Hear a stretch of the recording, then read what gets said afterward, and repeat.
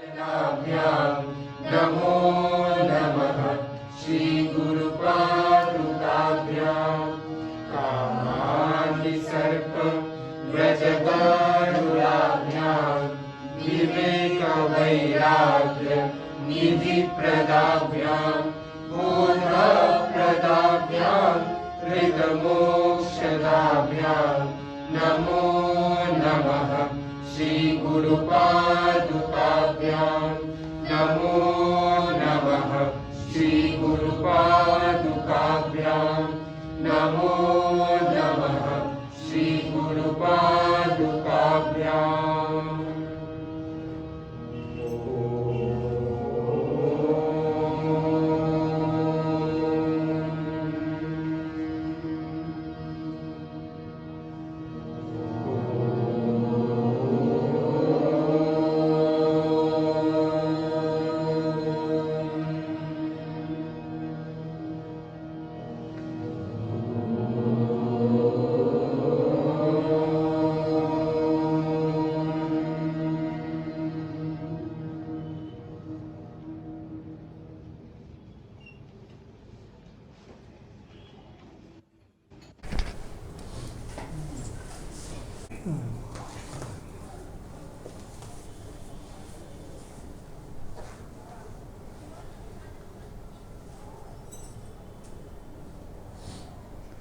পাদুকা মানে কেবল একটা কাঠের খড়ম নয়, কিন্তু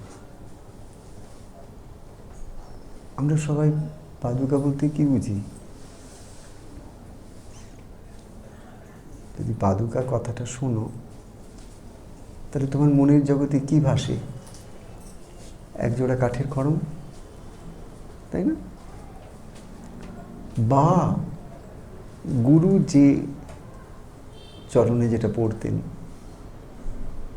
যেমন আমার কাছে আমার জীবনের সব থেকে বড় সম্পদ আছে, আমার জীবনের সব থেকে বড় কামাই, সব থেকে বড় সম্পদ, সেই সম্পদটা হচ্ছে আমার গুরুদেব অনেক দিন পর্যন্ত একটা চটি পরতেন। সাধারণ একটা চটি, কাপড়ের, বিদেশ থেকে আনা একটা ছোট কাপড়ের চটি। তো ওই চরণযুগল ঠাকুর আশ্রম থেকে আমাকে দিয়েছিলেন।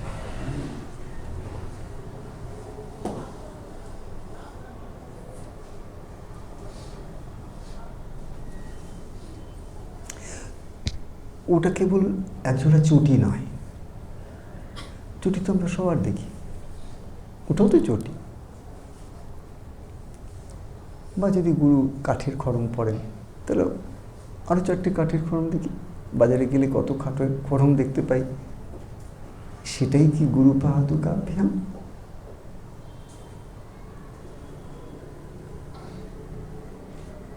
কি এমন শঙ্করাচার্য, যিনি শিব অবতার, তিনি তার ত্রিনয়ন দিয়ে কি দেখছেন? কাঠের খড়ম দেখছেন, একজোড়া চটি দেখছেন। গুরু একটা কাঠের খড়ম পড়ছেন কি চটি পড়ছেন, সেটা কি এমন একটা হতে পারে যেটা একটা এত বড় সম্পদ? অনেকে যারা হয়তো একটু পুরনো, তারা জানেন যে ওঙ্কারনাথ ঠাকুর তার বুকের মধ্যে তার গুরুর চরণ দুটো ঝুলিয়ে সব জায়গায় যেতেন। এরকম করে একটা দেয়া দুটো চরণ রেখে থাকত। ছবি দেখেছ? অনেকে দেখেছ। আপনি আচরি ধর্ম অপরে শেখাই। ভেবে দেখো যে উনি একজন উচ্চকোটির সাধক, ওনার কি প্রয়োজন যে গুরুর পরিহিত একজোড়া চটি বুকের মধ্যে ঝুলিয়ে উনি ঘুরে বেড়াচ্ছে? এমন কি কথা, অদ্ভুত লাগে না? ভেবে দেখো, মানে যদি ভাবনা করো, এমন তো কত কিছু আছে তুমি বুকে ঝোলাতে পারো।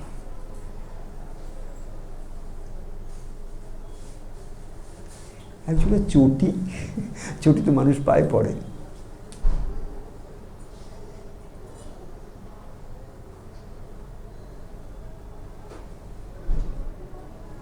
আমরা এ কথা শুনি না যে সাধক মায়ের কাছে কি চায়, তার ইষ্টের কাছে কি চায়, ভগবানের কাছে কি চায়? আমার মন কোথায় থাকুক? তোমার শ্রীচরণে, তাই না? কেন এত বড় শরীরের এত অঙ্গ প্রত্যঙ্গ দেখতে পাচ্ছি, সব ছেড়ে এরকম কেন হলো? সব সাধক, সব সাধিকা, সব যোগী, সব যোগিনী ধ্যান করছেন চরণের। ওয়াই? এ প্রশ্নটা আসেনি তোমাদের? ভাবনা করার জিনিস নেই যে কেন বলা হয়নি যে সব সাধক, সব সাধিকা, যারা যারা সাধনা করেছেন তারা সবাই মায়ের চোখের দিকে তাকিয়ে থাকে।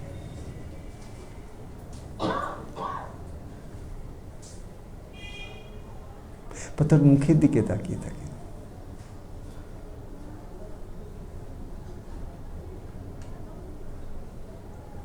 শুনবে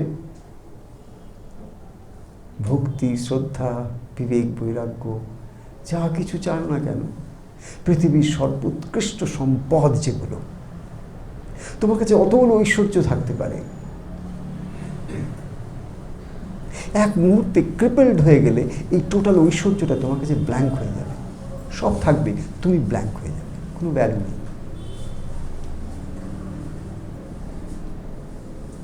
তাহলে এই যে বাইরের এই অতুল সাম্রাজ্য, সম্পদ, ঐশ্বর্য এক মুহূর্তে ব্ল্যাঙ্ক হয়ে গেল, এই আবার কি কথা? কোনো অর্থ থাকলো না, কোনো মানে থাকলো, কোনো ভোগ করার নামই নেই। এতে এত কিছু করেছিলাম আমি ভোগ করবো বলে, হঠাৎ আমার কাছ থেকে সব চলে গেল।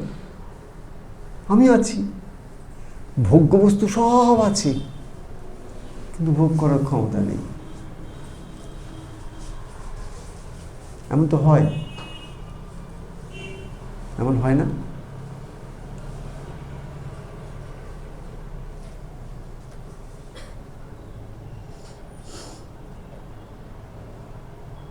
তার কারণ মূল সম্পদ যেটা, সেটা হচ্ছে আমার বিবেক, বৈরাগ্য হচ্ছে আমার মূল সম্পদ। ওই জন্যে স্বামী বিবেকানন্দ নরেন অবস্থায় যখন ঠাকুরের কাছে এসে বলতেন সংসারের মধ্যে কি অভাব, কি অনটন চলছে, অথচ সেভাবে তিনি কোথাও একটুখানি অর্থ উপার্জনে কোনো পথ খুঁজে পাচ্ছেন না, ঘরে এত অভাব, এত অনটন। ঠাকুর বলছেন, নরেন তুই যা, মায়ের কাছে যা। কি একটা তিথি, কি একটা ব্যাপার, ঠাকুরের তো তার কোনো অভাব নেই একটা কিছু গল্প বলতে। যা তুই গিয়ে মায়ের কাছে বল যে মা তুমি আমাকে একটা কিছু ব্যবস্থা করে দাও, যেন আমার মানে আর কিছু না, আমার মা যারা রয়েছেন ঘরে তারা একটু খেয়ে পড়ে যেন ঠিক ঠিক থাকে। তুই মাকে বললেই মা কিন্তু ব্যবস্থা করে দেবে।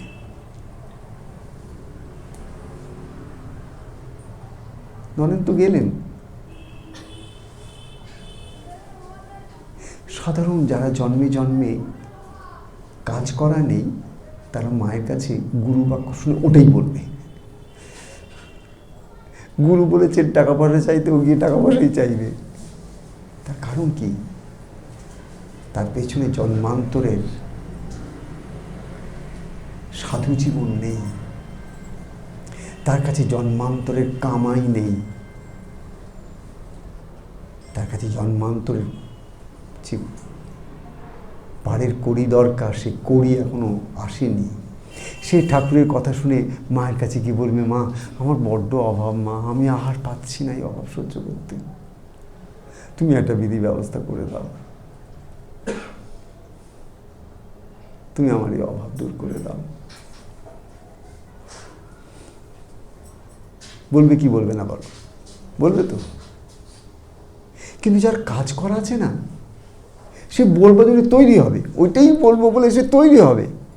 কিন্তু মায়ের কাছে যখন যাবে, তার কাজ করা যে স্মৃতি তার ভেতরে আছে, ওইটা সামনে এসে দাঁড়াবে। ফ্রন্টাল লোবের মধ্যে কি আসবে? তার চেতন মনে কি আসবে? মা তুমি আমাকে বিবেক দাও, বৈরাগ্য দাও।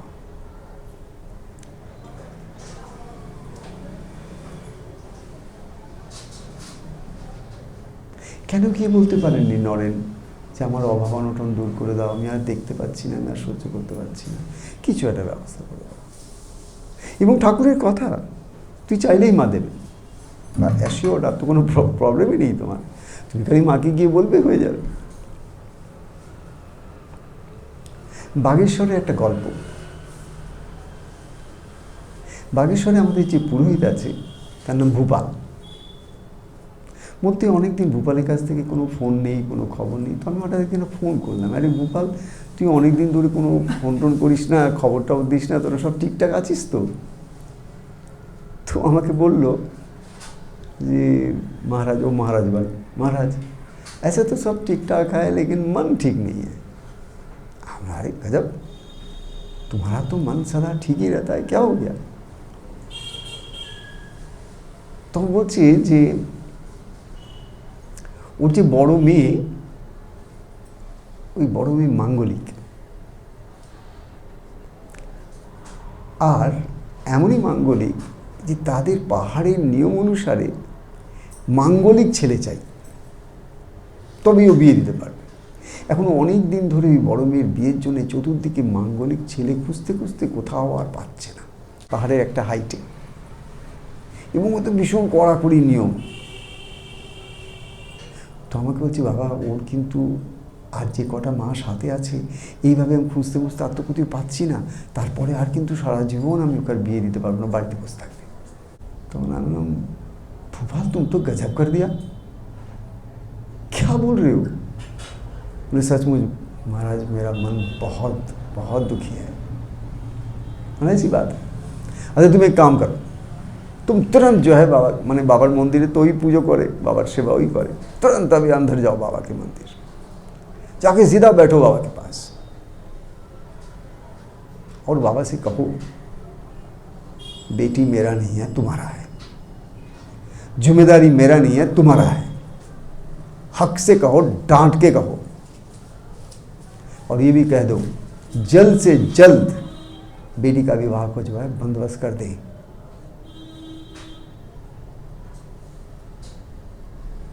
तो मुझे इतना ही बोल, तुम इतना ही बोलो ना, तुम जाओ बाबा से मांग लो, जाओ। वो कर लो कि बस फोन छोड़ दो, अभी जाओ बाबा के पास, बैठो, सीधा बैठो और यही मांग मांगो। तो वो গেছে, গিয়ে বাবার সামনে গিয়ে বসেছে, বসে বাবাকে বলেছে। অনেকদিন পর আমায় ফোন করছে, महाराज चमत्कारी हो गया। क्या चमत्कारी हो गया? अरे महाराज भाई क्या बताऊँ, बिल्कुल चमत्कारी से भी चमत्कार। क्या हुआ तेरा, वो तो बताओ पहले।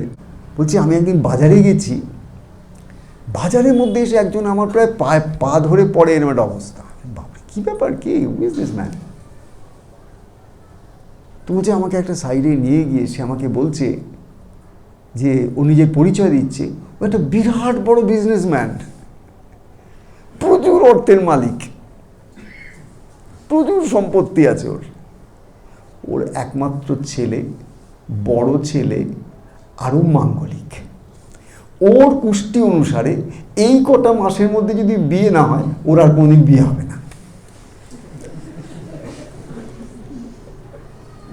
বলছে সে আমায় পারলে বোধহয় পা জড়িয়ে ধরে আমার কাছে ভিক্ষে চায় আমার মেয়েটাকে। যে মেয়েকে আমি পার করব কি করে সেই চিন্তায় পাগল হয়ে গেছিলাম, এ এসেছে আমাকে বলতে যে অ্যাজিভ যেন আমি আমার মেয়েকে ওকে দিলে যেন ও যেন উদ্ধার হয়ে যাবে। बच्चे मुझे उद्धार करना है, बस आप हाँ कह दो, बाकी कुछ भी नहीं देना, खाली आपकी जो लड़की है मुझे दे देना, बाकी सब मेरा है, जिम्मेदारी सब मेरा है। महाराज कैसे चमत्कारी। তো তারপরে সে বিয়ে হলো, ভূপালকে কোনো খরচা করতে দেবে না। সে মেয়ে আজও বিশাল বড় সম্পত্তির অধিকারিণী, বড় বউ হয়ে ঘরে রয়েছে।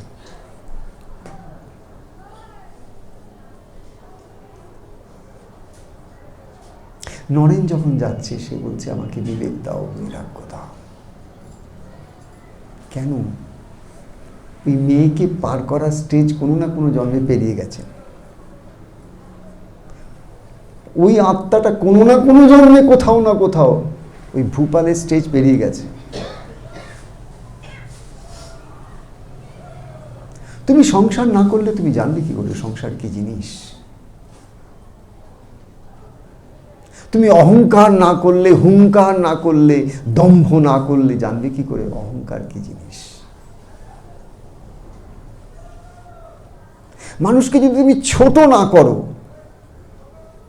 ছোট হবার কি দুঃখ তুমি জানবে কি করে?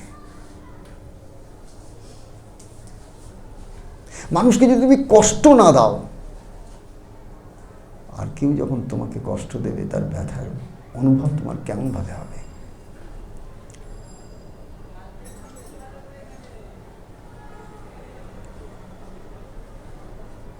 তাই তোমাকে বুঝে নিতে হবে তোমার জীবনের সব থেকে বড় সম্পদ কি। আচার্য শঙ্কর বলছেন তোমার জীবনের সব থেকে বড় সম্পদ একটা নৌকা, যে নৌকাটার এমন ক্ষমতা যে বিশাল বড় সমুদ্র, কিন্তু ওই নৌকায় চড়লে তুমি পেরিয়ে যেতে পারবে। সেই নৌকাটা হচ্ছে গুরু বাহাদুর পাকাতে। ওটা একটা খড়ম নয়, ওটা একটা চটি জোড়া নয়। চটি জোড়া জিতলেই চটি জোড়া, কাঠের খড়ম দেখলে কাঠের খড়ম, তোমার মধ্যে কোনো কিছু জাগবে না। কিন্তু তুমি একটা বিশাল সমুদ্রের সামনে দাঁড়িয়েছ, ওপার দেখতে পাচ্ছ না, অথচ তোমাকে পেরোতে হবে। তখন হঠাৎ করে কেউ একজন একটা নৌকা এনে দিল তোমাকে, তুই বলে একমাত্র এই নৌকাটা পেরোতে পারবে, আর কোনো নৌকা পেরোতে পারবে না।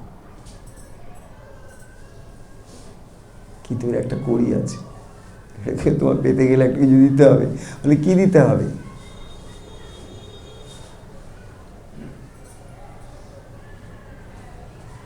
মন, প্রাণ, বুদ্ধি সব টোটালি তাকে দিয়ে দিতে হবে। নিজের জন্য কিছু বাঁচিয়ে রাখলে হবে না। নিজের জন্য বাঁচাও কেন? সংসারকে দেখার জন্য বাঁচাও। তোমার তো কর্তব্য আছে, তোমার সন্তানের প্রতি কর্তব্য আছে, তোমার স্বামীর প্রতি, তোমার স্ত্রীর প্রতি, পরিবারের প্রতি, সমাজের প্রতি, আশ্রমের প্রতি, সাধু বাবাদের প্রতি, কত লোকের প্রতি কত কর্তব্য তোমার আছে। সব তো তোমায় করতে হয়, তোমাকে তো সবাইকে দেখতে হয়। তুমি তো আর ল্যাংটা সাধু নও, কোনো ঝঞ্ঝাটি নেই, ল্যাংটা ঘুরে বেড়াচ্ছে, বম বম করছে, সেটা তো নাও তুমি। তোমার অনেক দায়িত্ব। তাই এই সমস্ত দায়িত্বগুলো তোমার ঘাড়ে চেপে একদিন তোমাকে বুঝিয়ে দেয়, তুমি যদি পালন করতে না পারো তাহলে কিন্তু you failed in your duty and you don't want to be a failure. Then what do? You engage yourself, involve yourself again and again. বারবার জন্ম হয়, আর এই কলুর বলদের মতন এই বিরাট বড় দায়িত্ব সংসারের নিজের ঘাড়ে চাপিয়ে কলুর বলদের মতন ঘুরতে ঘুরতে ঘুরতে ঘুরতে একদিন সময় হয় চলে যাও।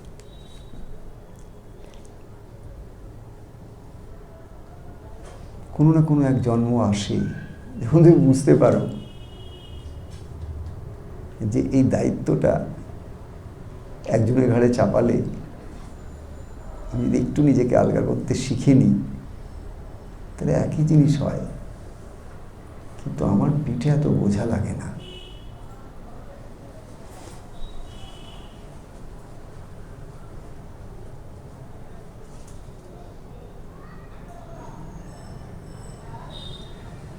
যে অনন্যাস চিন্তয়ন্তো মাম ইয়ে জনঃ পরিপাসতে,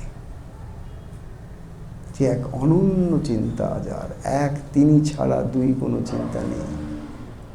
অনন্যাস চিন্তয়ন্তো মাম, একমাত্র আমাকেই যে চিন্তা করে, আমাকে মানে কেবল নিজের আত্মা চিন্তন, তোমার ভেতরে যে ঈশ্বর আছেন তার চিন্তন। তুমি কত সাকসেসফুল, আনসাকসেসফুল, কি ভালো কি মন্দ, কে তোমায় কি বলে, কে তোমায় কি না বলে, এগুলো নয়। তোমার আত্মা যে নিত্য, যে শুদ্ধ, যে বুদ্ধ, যে পবিত্র, যাতে কোনো পাপ স্পর্শ করতে পারে না, সেই আত্মা, সেই আত্মাকে তুমি যখন ঠিক ঠিক একটু দেখতে, চিনতে, শিখতে শিখতে শিখতে আসো, তখন তুমি কি করো? আত্মচিন্তনের মধ্যে দিয়ে তোমার কাছে একটা জায়গা আসে যেখানে তুমি বোঝো যে আমার সবটুকু তার কাছে অর্পণ করতে হবে।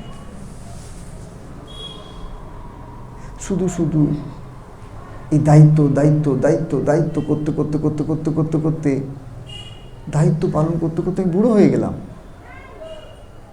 হাত পা চলে না।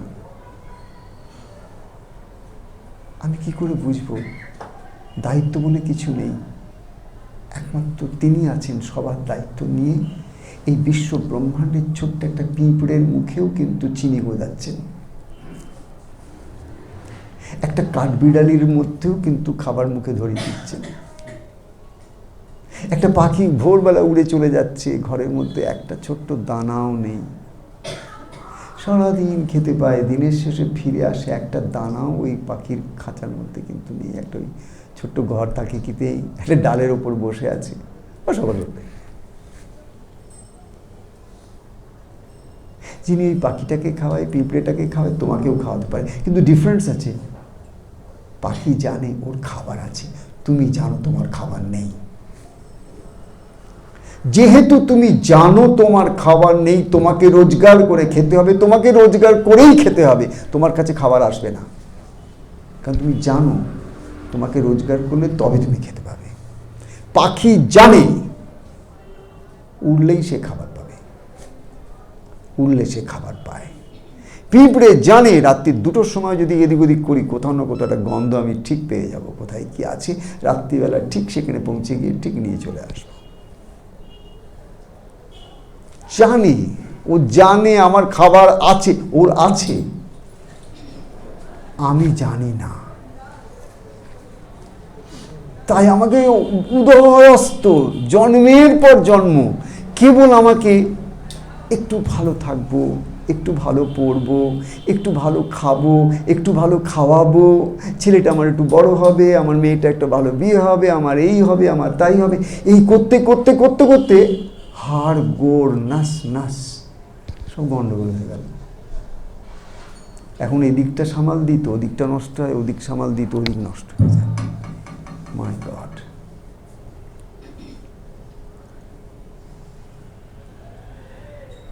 গুরু পাদুকাভ্যম মানে একজোড়া চটি জুড়ো নয় গো, এটা তোমার চেতনা, যে চেতনা সত্যকে দেখতে পায়, জ্ঞান বৈরাগ্য চায়। সময় থাকতে যে জানে যে আমাকে ওই পারে চটিও নিয়ে যাবে না, খড়মও নিয়ে যাবে না, নৌকাও নিয়ে যাবে না, কে নিয়ে যাবে?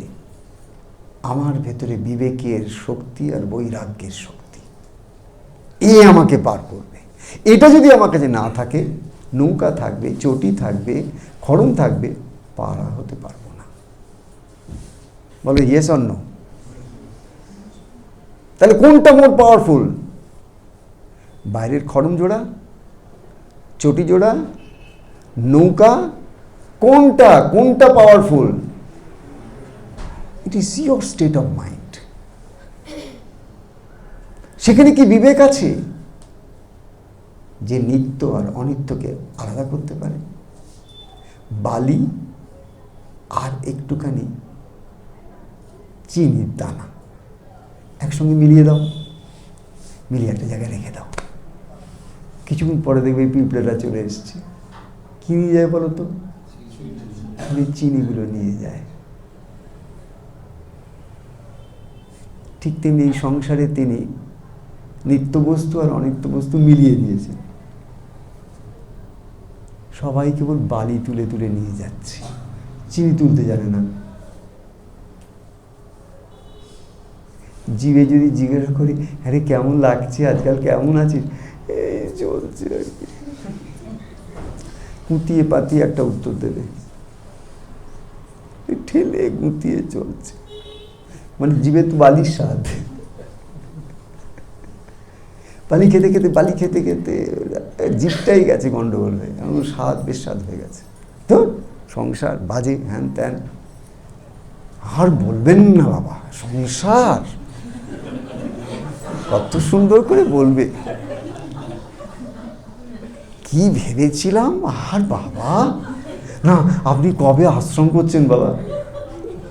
কেন আমার সংসারটা তো যা জ্বালিয়ে পুড়িয়ে শেষ করে দিয়েছে, ওইটাকেও তো করতে হবে আমাকে। এখন একটা আনফুলফিল্ড টাস্ক আমার থেকে গেছে। একটা সংসারকে জঞ্জাল করেছি, আপনার সংসারটা কবে পাতবেন সেটাকে জঞ্জাল করলে তখন আমার সার্টিফিকেট নিয়ে আমি কমপ্লিট ডান কেস। বাবা আপনি কবে সেই আশ্রম তৈরি করবেন? আমার না আর সংসার ভালো লাগছে না। অনেক দেখলাম বাবা, ওরে বাপ রে বাপ,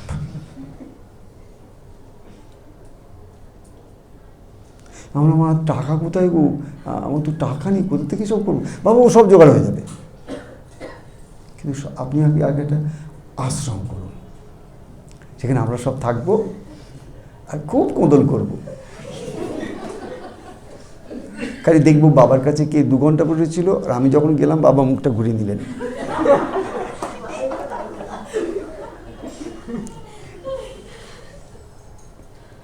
গুরুর পিণ্ডি চটকে শেষ।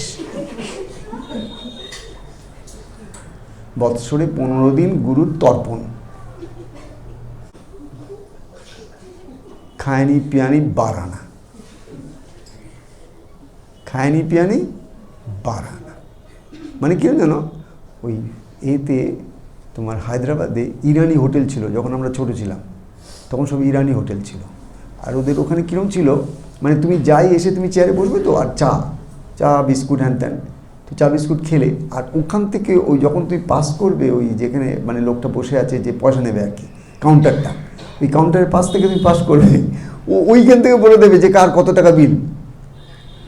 তো একজন এসে যারা চা দাও, তো চা দিয়েছে, পড়াক করে তুলতে গিয়ে না হাত কেটে নিচে মাটিতে পড়ে গেছে, কাউন্টারে ভেঙে গেছে। তো ওর চা খাওয়ায়নি, মোটা খাওয়া যা আছে ও বেরিয়ে চলে যাচ্ছে, ও তো চা খায়নি। তো ও যখন ঠিক কাউন্টারের কাছাকাছি গেছে, ওখান থেকে বলছে খায়নি পিয়ানি 12 আনা, মানে চায়ের কাপের দাম। খায়নি পিয়ানি 12 আনা দাও, গোট বেটা 12 আনা। ও বলছে मैंने तो चाय नहीं पिया, বলছে যে मैंने तो चाय नहीं पिया, मैं क्यों पैसे दूं? ঠিক ওই একই ব্যাপার। আরে আমি তো কিছু করলাম না, আমার এত ঝঞ্ঝাট কেন? আশ্রম করেছ? কে তোমাকে বলেছিল আশ্রম করতে? চায়ের কাপের দাম দাও কত? 12 আনা। যতদিন বাজবে 12 আনা গুনে যাও। নিত্য নতুন ফ্যাকড়া, কার কাকে পছন্দ হচ্ছে না আর কার কাকে পছন্দ হচ্ছে, রইল নেট ঠেলা। ওই যেটা ঘরে ছিল ওটা একটু লার্জার স্কেলে, বেশ জমিয়ে রসালো, রইল ভগবানের জায়গায়। আবার যখন নাম গানাবে, কি মাথা নড়ি নাম হবে,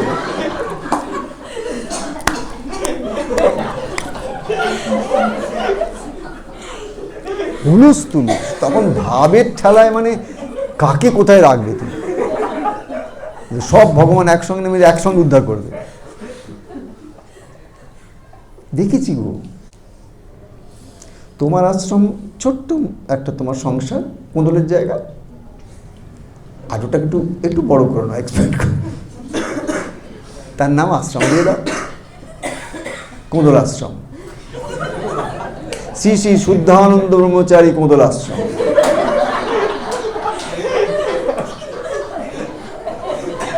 শুদ্ধানন্দ ব্রহ্মচারী সারা জীবন তপস্যা করে কি লাভ করেছেন?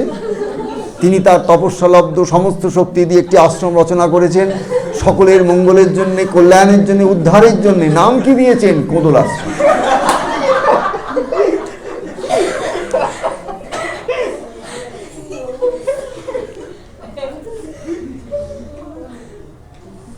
এটা তার তপস্যার ফল। মানে এত তপস্যা করেছেন, তারপর কি সাকসেসফুলি কি করতে পারলেন? ঠেলার মতো হোক, কাকু ছেড়ে দে মা, কে বাঁচি, পালা এখান থেকে, বুঝতে পারলে?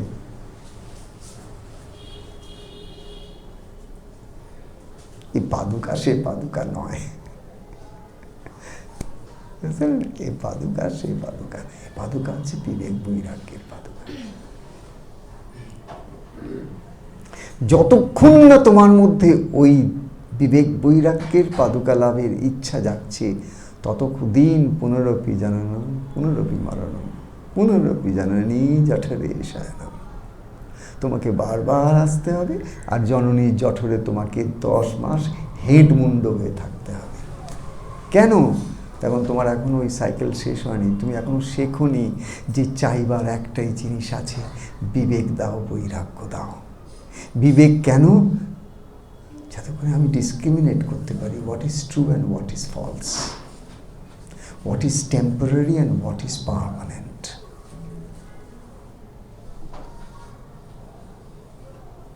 বৈরাগ্য কি জিনিস? আর বাসনা নেই। কেন? বাবার কাছে রজনী ব্রহ্মচারীজি প্রথম যখন এসেছিলেন, এসে বসেছেন, তো কাছে এসছে, বলছে বাবা আমি একটু কাছে এসো। কেন? আপনার খুব কাছে বসার বড় বাসনা। এই বাসনাতেই তো সব খেয়েছে। বাবা রজনী ব্রহ্মচারীকে বললেন, মানে রজনী ব্রহ্মচারীর মনে একটু হয়েছিল যে গুরুর খুব কাছটাতে এসে বসবেন। আমার বাসনা গুরুর একটু কাছে গিয়ে বসি, আমি বাসনাতেই তো সব খেয়েছি। বৈরাগ্য কি জিনিস? বৈরাগ্য বাসনায় আগুন জ্বেলে দেয়। যেমন খড়ের গাদায় আগুন দিলে কিছুক্ষণ পরে কিছু ছাই পড়ে থাকে, ঠিক তেমনি মনের বাসনায় যখন ঈশ্বরের লাভের আকাঙ্ক্ষা জন্মায়, তখন ভগবান ঠিক ঠিক তার বাসনায় আগুন লাগিয়ে দেন, আর জ্বালানি পুরানি তখন শুরু হয়। তখন তার প্রশ্ন, আচ্ছা আমি ঠাকুরকে এত ডাকছি, তবু আমার এত দুঃখ কেন? আমার ওই প্রমোশনটা হচ্ছে না কেন? ওর তো হয়েছে।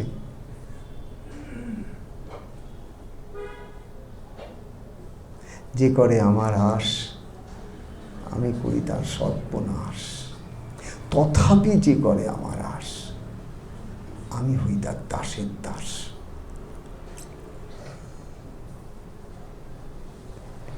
শেষ করার আগে একটা কথাই বলি, আগে ভালো করে তোমার চাওয়াটা কি ভালো করে বুঝে নাও। Don't try to find fault with your guru, God, yourself, others, anything.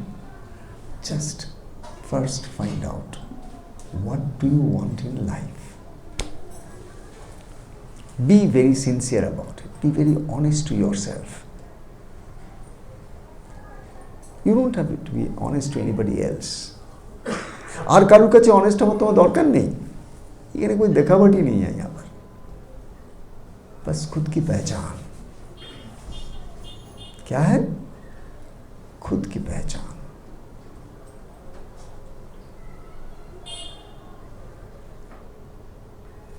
तो বিবেক আর বৈরাগ্য এ হচ্ছে গুরু পাদুকা।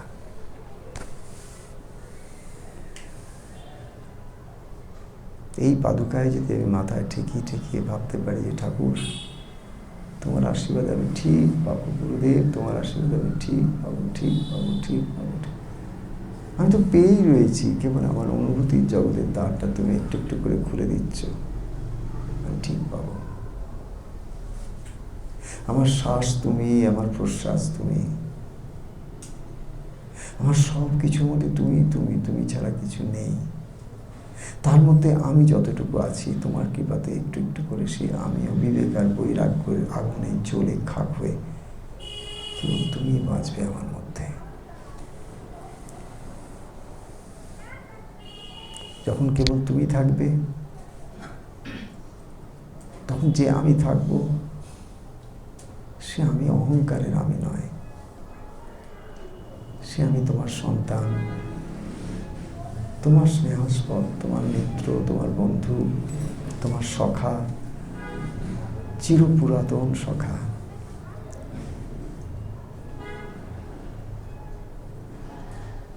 যেমন মহাবীর যখন শ্রীরামচন্দ্রকে বলছেন, আমি যখন তোমাকে প্রভু দেখি, নিজেকে দাস দেখি। ভগবান শ্রীকৃষ্ণকে যখন অর্জুন দেখছেন, সেখানে তিনি ভগবান, তিনি সখা, কোনো একটা ভাব নিয়ে তার সঙ্গে যুক্ত হয়ে থাকা।